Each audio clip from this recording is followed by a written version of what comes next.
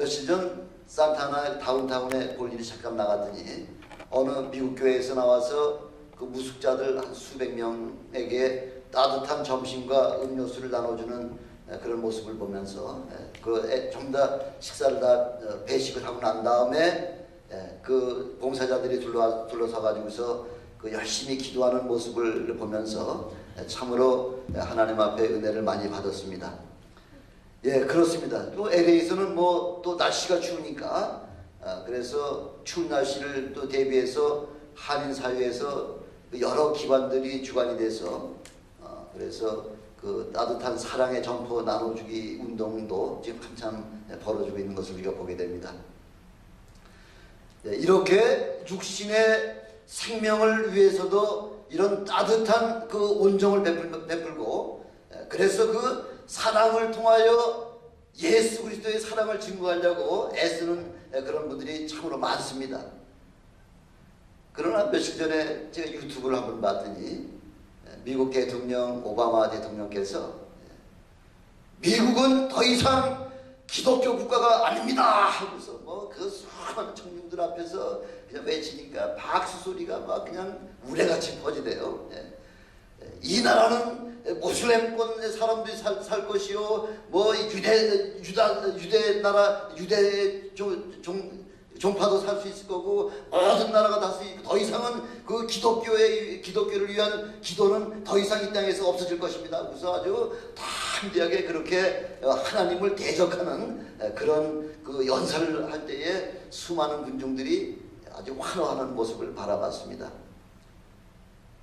신앙으로 세워진 이 미국 땅이 저 1961년 케네디 대통령이 되면서부터 학교에 기도가 폐지되면서 이 나라가 이렇게 엄청난 그런 죄악에 관영한 그런 나라로다가 그렇게 옮아오더니 오바마 대통령은 케네디 키츠라 그랬죠. 케네디 키츠.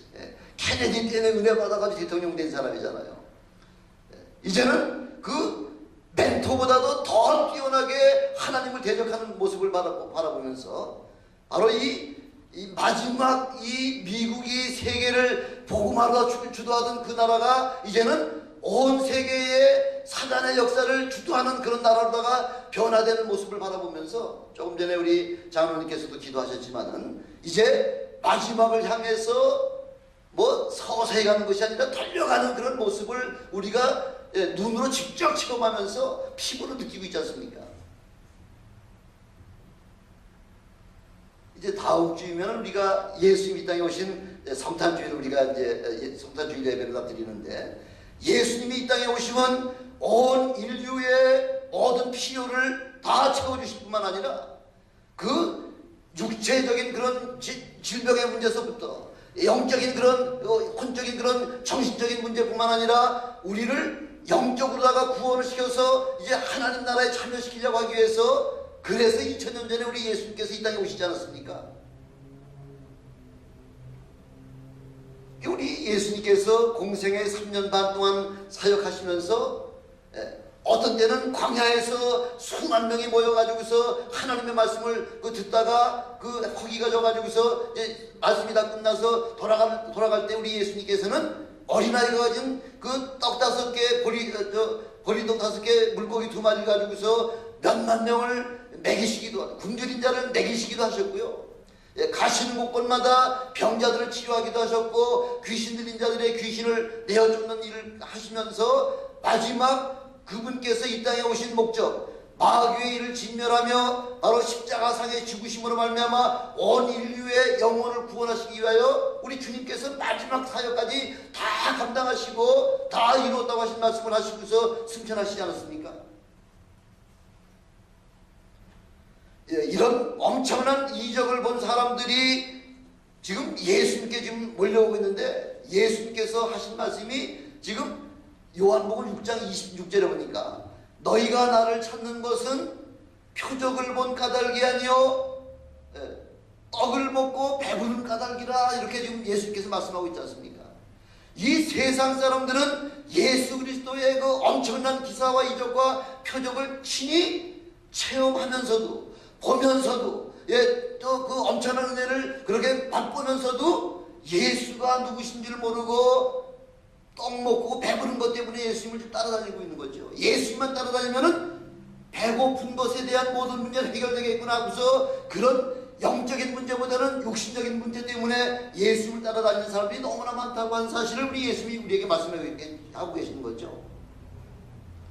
요즘도 세계 처처에 뭐 지진이 나고 쓰나미가 나고 태풍이 불어서 이제 각 세계 각국에서 그 피해 입은 그 이재민들을 향해서 그 음식도 공수하고 물과 여러 가지 옷가지를 갖다가 그 나눠주러 갈 때에 그 이재민들의 그 아비 귀한 소리를 여러분 저 TV 통해서 많이 보시지 않습니까? 왜 하나라도 더 먹을 거 챙기려고 그렇게 그냥 감탄하다시피 하고 또 그 보급물자를 쌓아놓은 그곳을 갖다가 그렇게 아주 강탈을 해가 탈취해가지고서 난동 부리는 그런 모습들을 바라보면서 모든 사람이 지금 추구하는 목적이 뭐냐면 바로 육신의 삶을 위해서 그렇게 모든 삶 전체를 투자하고 있다는 것이죠. 그래서 예수님께서는 요한복음 6장 27절에 보니까 썩는 양식을 위하여 일하지 말고 영생하도록 있는 양식을 위하여 일하라, 그렇게 우리에게 좀 말씀하고 있지 않습니까? 영생의 양식이 바로 무엇이라는 겁니까? 첫 번째 영생의 양식은 바로 예수 그리스도는 하늘에서 보내신 참 떡이라는 거죠. 예수 그리스도 자체가 바로 생명의 떡이라는 것이죠. 예수님께서는 내가 주는 떡은 너희 조상들이 먹고도 죽은 그 만나와 같지 아니하다. 바로 나를 먹는 자는 영원히 살리라 하고서 그렇게 요한복음 6장 57절로부터 58절까지 그렇게 말씀하고 있죠. 나를 먹으라는 거죠. 내 살을 먹고 내 피를 먹는 자는 멸망치 않냐고 영생을 산다고 그렇게 우리에게 말씀하고 계시면서 내가 주는 떡은 너희 조상들이 먹고도 죽은 만나와 다르다는 거죠. 요한복음 1장에서는 예수는 바로 말씀이 육신돼서 이 땅에 오신 분이라 그렇게 말씀하고 있고요. 요한복음 1장 14절에는 바로 그 말씀이 육신이 되어 우리에게 오셨다고 그렇게 말씀하고 있습니다. 그래서 우리는 예수 그리스도의 그 말씀을 우리가 아멘으로 화답하고 그 마음으로 영접할 때에 우리는 예수 그리스도의 몸을 먹고 마시는 것이라고 그렇게 우리 주님께서는 말씀하고 있지 않습니까? 마태복음 4장 4절에서는 사람이 떡으로만 살 수 없다고 말씀하고 있지 않습니까? 떡으로만 사는 것이 아니요 바로 하나님의 입에서 나오는 모든 말씀으로 살아야 된다고 그렇게 우리에게 삶의 그 양식에 대해서 우리에게 구체적으로 말씀해주고 있죠. 바로 예수 그리스도 자신이 하늘에서 내리신 바로 참떡 곧 생명의 떡이라고 하는 그 말씀을 우리에게 지금 말씀해주고 계신 겁니다. 우리의 육신은 영존하는 존재가 아니지 않습니까? 잠시 잠깐 살다가 영혼이 떠나면은 우리 육신은 그냥 썩어서 얼마 지나지 않냐면은 그냥 한 줌의 흙으로 돌아가는 것이 바로 우리 인생의 육신의 바로 존재인데, 바로 하나님께서는 우리의 영이 죽었다 한 그 말씀이라고 하는 것은 우리 영혼이 소멸됐다고 하는 이야기가 아니죠. 우리 하나님께서는 영을 창조하셨기 때문에 그 영은 소멸되는 것이 아니라 잠시 잠깐 우리의 그 호흡이 끊어짐과 동시에 우리 살아있는 사람이라고 하더라도 예수 그리스도를 영접하지 않은 그런 사람을 가리켜서 우리는 하나님께서는 사람은 그 저 영혼은 죽었다 이렇게 말씀하고 있죠. 영혼의 주인 되신 우리 하나님을 우리 그 죽은 영혼들을 뵐 수도 없고요. 또 하나님과 더불어 교제할 수도 없을 뿐만 아니라 죽었다는 것이죠.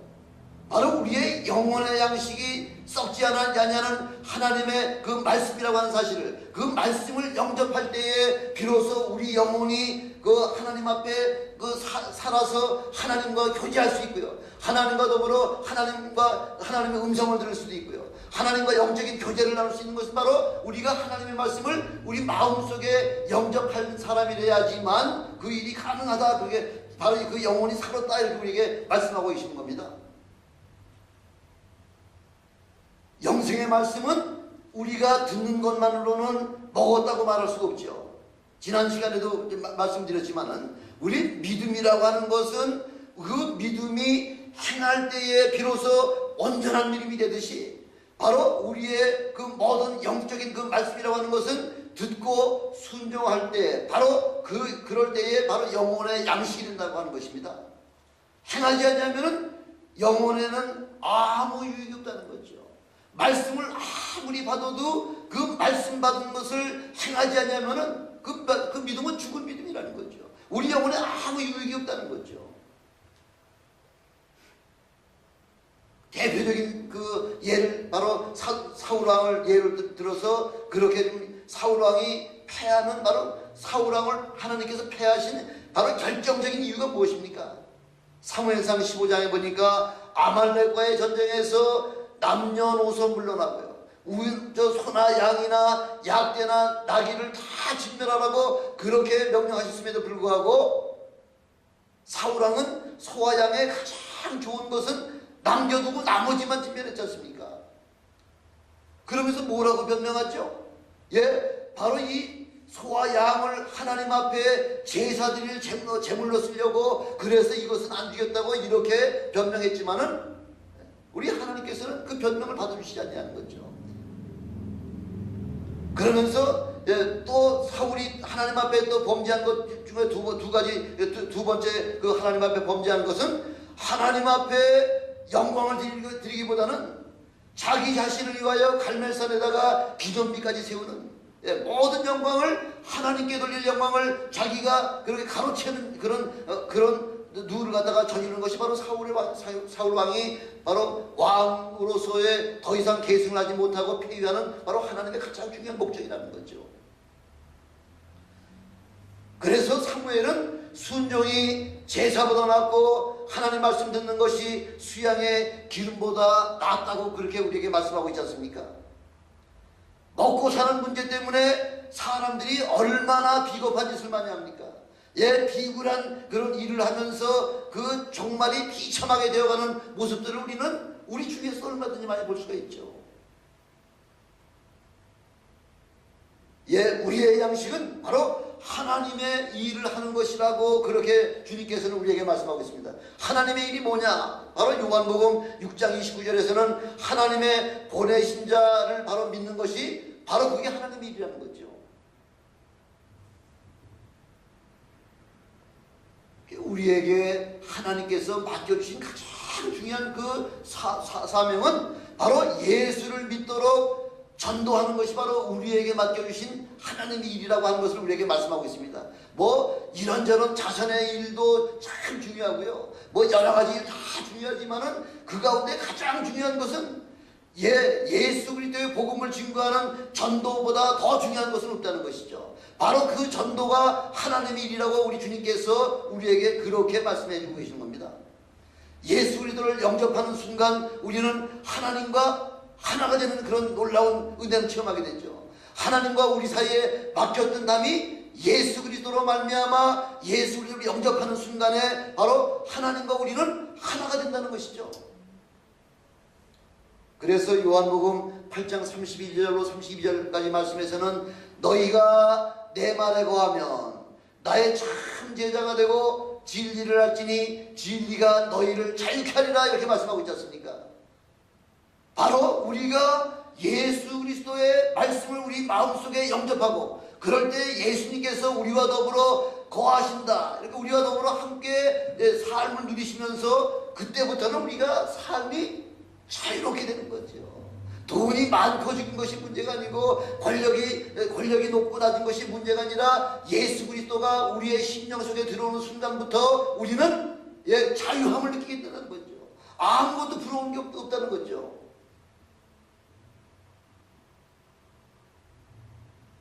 지금 유대인들은 예수님께 지금 몰려와서 우리에게 표적을 보여달라 지금 그걸 말씀하고 있죠. 그렇게 부탁을 하고 있죠. 그러면 믿겠다는 거죠. 그때 우리 주님께서 뭐라고 말씀하세요? 모세가 광야에서 만나를 내려서 우리 조상들이 먹었던 것을 우리에게도 주소서 하고서 그렇게 우리 주님에게 요구하는 거죠. 그런 이적을 한번 우리에게 좀 보여주세요. 하고서 지금 유대인들이 예수님을 따라다니는 바로 목적이 그거죠. 예, 육신의 삶을 좀 살아갈 수 있도록 내게 먹고 마실 걸 좀 달라고 하는 것이 바로 그 유대인들이 지금 예수님에게 요구하는 것입니다.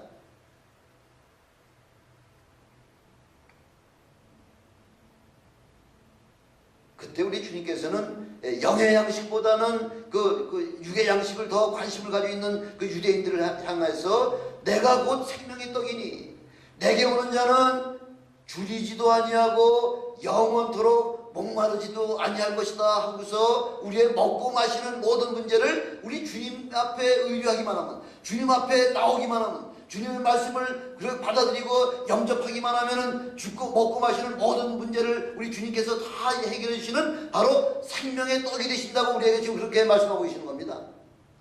참떡 대신 예수 그리스도의 말씀을 늘 먹고 마시고 묵상하시는 여러분 되시기를 주님의 이름으로 축원합니다. 그럼 여러분들 배고프지 아니하시고 가라지 아니하시고 우리가 먹지 못해 굶주린 것이 아니고 마시지 못해 가는 것이 아니라 하나님의 말씀을 먹고 마시지 못하기 때문에 그래서 우리 영혼이 줄이고 목마르다는 거죠. 두 번째, 우리 예수 그리스도의 그 영생을 얻기 위해서는 두 번째, 예수 그리스도가 바로 영생을 하게 하시는 바로 길이라는 거죠. 생명의 떡을 먹는 자는 바로 생명의 떡을 먹는 자만이 영생의 길을 갈 수가 있다고 그렇게 말씀하고 있지 않습니까? 요한복음 14장 6절에도 보니까 내가 곧 길이요 진리요 생명이니 나로 말미암지 않고는 아버지께로 올 자가 없다고 그렇게 말씀하시면서 바로 영생의 길은 예수님 이외에 다른 방법은 없다고 우리에게 말씀해주고 계십니다. 야고보서 4장 8절에 보니까 하나님을 가까이 하라 그리하면 너희를 가까이 하겠다 그렇게 약속해 계신 거죠. 먼저 우리가 하나님 앞에 가까이 나오라는 거죠. 하나님의 말씀을 사모하라는 거죠. 하나님 앞에 늘 무릎 꿇고 하나님 앞에 기도하라는 거죠. 그러면 하나님께서 너희와 더불어 가까이 하시겠다고 그렇게 우리에게 약속하고 계시지 않습니까? 우리 속담에도 그런 말이 있잖아요. 가까운 이웃이 먼 친척보다 낫다 그런 이야기가 있죠. 또 영어 속담에서는 out of sight, out of mind. 자주 보지 못하면은 마음에서도 떠나간다는 거죠. 어저께 제 어머니가 갑자기 병원에 입원을 하셨는데 그 간호원 중에 간호원이 어제 아침부터 계속 봐주시는 분이 간호원이 계시는데 어떻게 뭐 성을 가지고 엄씨냐 뭐 어디 엄씨냐 뭐 이렇게 얘기하다 보니까 큰아버지 손녀딸을 만난 거죠. 큰아버지 그러니까 굉장히 가까운 거죠.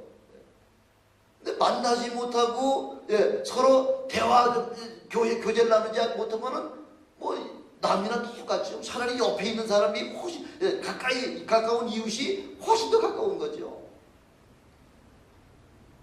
그래서 우리 주님께서도 뭐라고 말씀하시겠냐면 내게로 돌아오라는 거죠. 내게로 돌아오면 그러면 나도 너희에게로 돌아가겠다. 말라기 3장 10절에 그렇게 말씀하고 있지 않습니까? 내게로 돌아오라는 거죠. 하나님을 떠났던 자가 하나님 앞에 돌아오는 것이 바로 회개 아닙니까? 회개하고 하나님 앞에 돌아올 때에 하나님께서 여러분들과 함께 하시겠다고 우리에게 약속하고 계시지 않습니까? 하나님의 말씀에 순종하는 자들에게 주시는 그 축복이라고 하는 것은 어떤 축복이냐면 시편 105편 9절로 10절에 우리에게 또 말씀하고 계시는데 이렇게 하나님 앞에 모든 말씀을 순종하는 자들에게는 어떤 축복이냐면 아브라함에게 하신 언약이며 이삭에게 하신 맹세며 야곱에게 세우신 율례 곧 이스라엘에게 하신 영영한 언약을 바로 하나님 앞에 돌아오는 자들에게 그렇게 베풀어 주시겠다는 거죠. 영원토록 하나님과의 언약이라는 거죠. 하나님께서 우리에게 하신 맹세라는 거죠. 하나님과 우리가 약조한 그 율례라는 거죠. 우리가 주님 앞에 들어오기만 하면 그 이스라엘의 반열에 우리를 끼워주실 뿐만 아니라 그 축복을 동일하게 우리에게 나눠주신다고 그렇게 약속하고 계시는 거죠.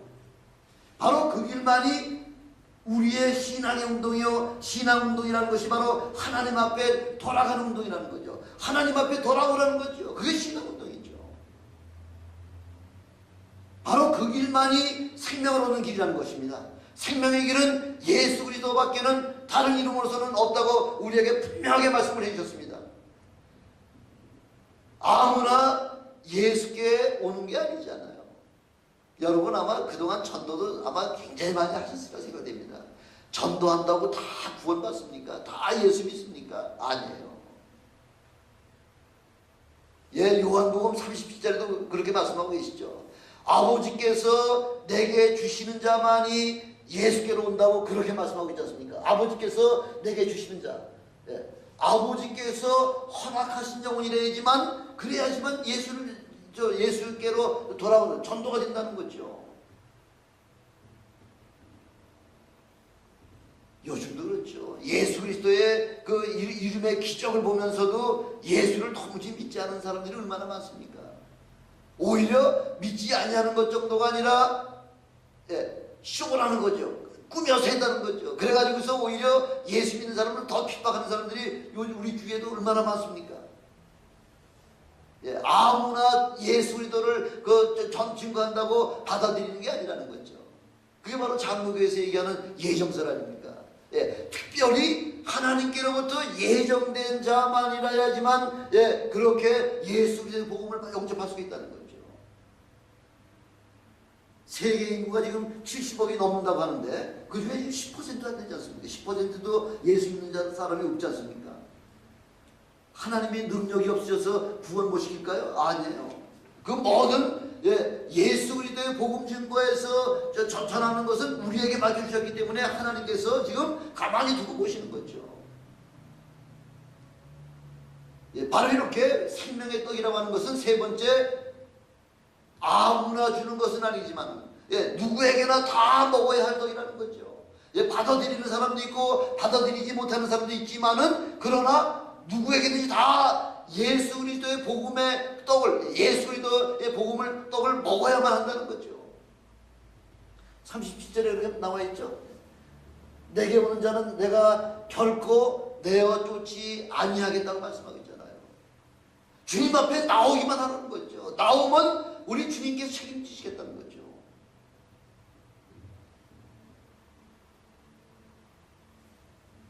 그러면 38절에 보니까 내가 하늘로서 내려온 것은 내 뜻을 행하려고 함이 아니요 39절에 보니까 나를 보내신 이의 뜻을 행하려고 주님께서 이 땅에 오셨다고 말씀하고 있지 않습니까?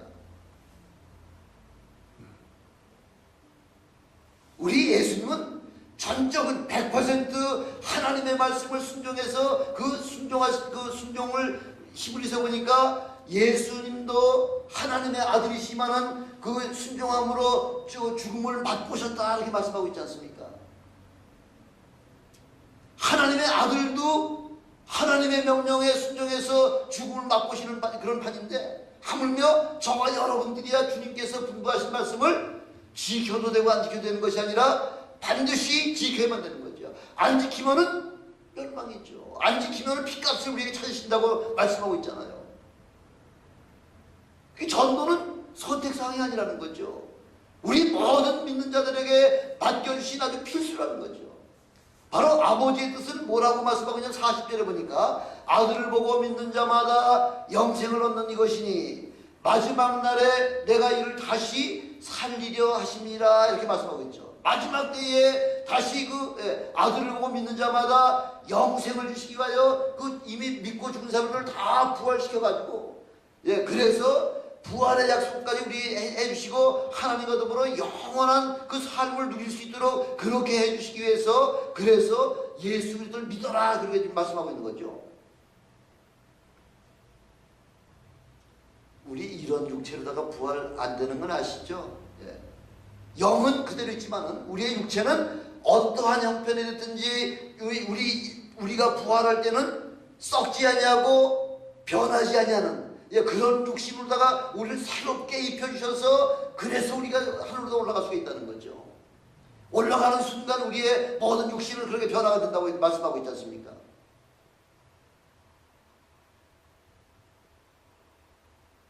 이런 육체로 부활되시는 여러분 되시기를 주님의 이름으로 축원합니다. 그래서 새로운 몸으로 부활할 때 누구든지 누구나 다 먹을 수 있도록 그렇게 우리 주님께서 말씀하고 있지 않습니까? 아무나 다 오라는 거죠. 누구든지 돈 없는 자도 값없이 돈 없이 와서 거저 그 젖과 물을 뜯 꿀을 뜯 사라고 그렇게 우리에게 말씀하고 있지 않습니까? 지금 문을 활짝 복음의 문을 열어놓으시고서 아무나 들어오라고 그렇게 외치고 계시지만은 지금 점점 더 믿는 사람들까지도 지금 그 마귀의 자식들다가 지금 자꾸 얼마나 많은 사람들이 지금 옮겨가고 있는지를 여러분 소식들 뉴스를 보면서 얼마나 많이 체험하고 계십니까? 요즘은 한 사람 전도하기가 참 힘들죠. 있는 사람도 떠나가는 판인데 새로운 사람을 전도한다는 게 참 어렵습니다만, 그러나 우리에게 맡겨주신 거기 때문에 우리가 전도하는 거죠. 구원이 되고 안 되는 것은 하나님 소관이기 때문에 우리는 주님 앞에까지만 인도하는 역할만 하면요, 그 나머지는 하나님 책임져신다고 그렇게 말씀하고 있는 거죠. 예수 믿는 것이 바로 하나님의 일이요, 예수 믿는 것 바로 예수 믿는 그 표적이 바로 생명을 얻는 길이라고 하는 것입니다. 그래서 생명을 얻으려면 누구든지 예수님께 나와야만 된다는 거죠. 그분이 바로 길이기 때문에. 그래서 예수 그리스도로 말미암아 그 마음속에 구원의 확신을 얻게 되면은 바로 그런 사람을 가리켜서 마태복음에서는 알곡이다 얘기하는 거죠. 교회에 그냥 그 발걸음만 출입만 왔다 갔다 하는 사람들, 예수 그리스도의 말씀이 귀에 들어오지 아니하고 그 말씀을 마음에 전부 영접하지 아니한 자는 다 아무리 오랫동안 교회에 출입을 했다고 하더라도 다 그런 존재들은 쭉정이라 이렇게 말씀하고 있죠. 알곡은 모아다 천국에 드리고 쭉정이는 불에 타는 데다가 내어버려 가지고서 그래서 곧 멸망할 그 심판할 날짜가 얼마 남지 않았다는 거죠. 주님이 맡겨주신 바로 그 영혼 구원하는 그 일, 바로 전도하는 일을 위해서 우리에게 참으로 맡겨주신 그 사명을 아주 죽도록 충성해서 그렇게 알곡의 신자가 되시기를 주님의 이름으로 축원합니다. 예, 바로 그 일밖에 없다는 거죠. 우리 주님 앞에 인정받고 주님 앞에 우리의 삶이 그렇게 참으로 영원하게 변화될 수 있는 유일한 방법은 오직 육신 생명의 양식이 되신 예수 그리스도의 말씀으로 여러분의 영혼이 살찌워지기는 그런 은혜가 체험되시기를 주님의 이름으로 다시 한번 축원합니다. 기도하시겠습니다. 전능하신